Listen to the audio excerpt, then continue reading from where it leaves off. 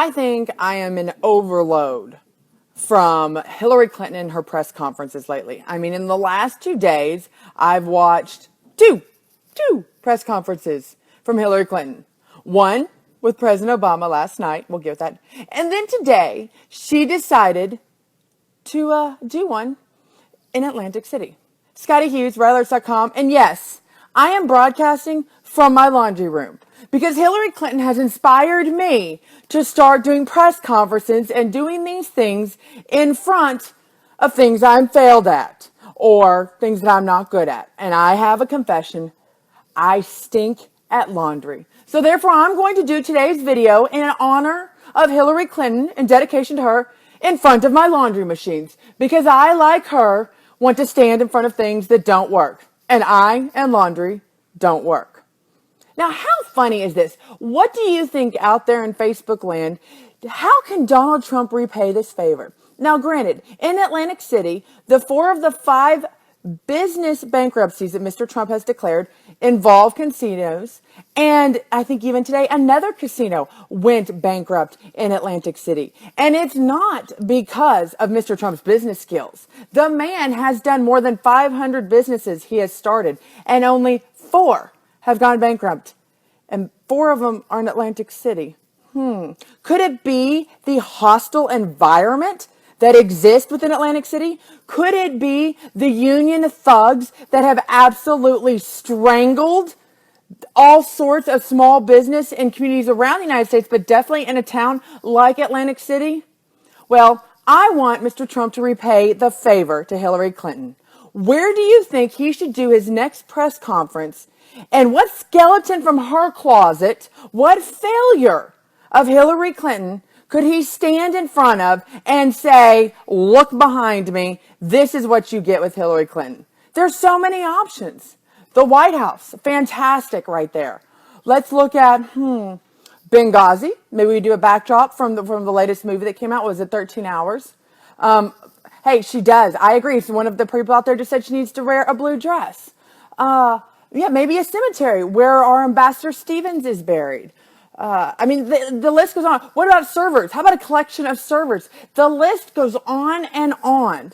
I almost think because she killed, the FBI yesterday. She killed our judicial system yesterday. Well, she didn't kill it, but we saw the death of it yesterday. We saw the death of trust in our judicial system yesterday.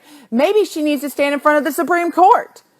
Well, I think that's exactly what Mr. Trump needs to do. You know what also today she could stand in front of? Let's talk about the economy, because today it just came out that breaking news, Trump headlines, trade deficit rises 10% in May. Maybe she needs to stand in front of the Department of Treasury because if she continues Barack Obama's policies, the U.S. trade deficit widened in May as export edged lower, reflecting soft overseas demands for American goods and services. The trade gap rose 10.1% from April, the largest rise since August, to a seasonally adjusted $41.4 billion. Commerce Department. Yeah, those trade policies right now are really working out for American workers right now. And what does Hillary Clinton offer to do with it as she's standing in front of a Trump casino, as she's saying, that her plan's better? Because I have to be honest with you, I listened to it and I didn't get anything. I didn't get any real ideas. She has no plan to expand or to take care of the exploding national debt that's happened underneath this president. Did you know that $8.7 trillion has been added on since Barack Obama? They talk about Mr. Trump and his failing businesses. Tell me a business that is $8.7 trillion in debt that would not be that would not be enclosed, that would not be in bankruptcy. That is a failing business. The U.S. government underneath President Obama is a failing business right now. Maybe that's right there. And that's the ultimate one. No other company would be allowed to run like this. On the campaign trails, Clinton actually said her plan was to deal with debt, was to spend more. And she actually wanted to sit there. And this is what I love. I got finally the list. I did my research, found the list of what she wants to spend more money on. You ready for this? The college affordability plan. That Bernie Sanders, how he got all of his votes she wants to spend $350 billion of your dollars to pay for someone else's kid to go to college. I'm sorry. It's called the United States military. If you go and serve your country, I have no problem paying for your education. I, in fact, am honored to pay for your education. She wants to pay the expanded child care plan, $200 billion.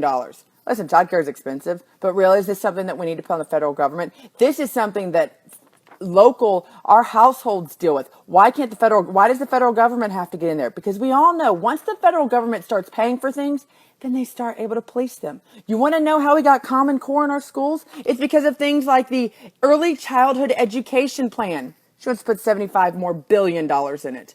She wants to go and, drug treatment and prevention plan, another $10 billion. Puerto Rico federal programs, $14.7 billion.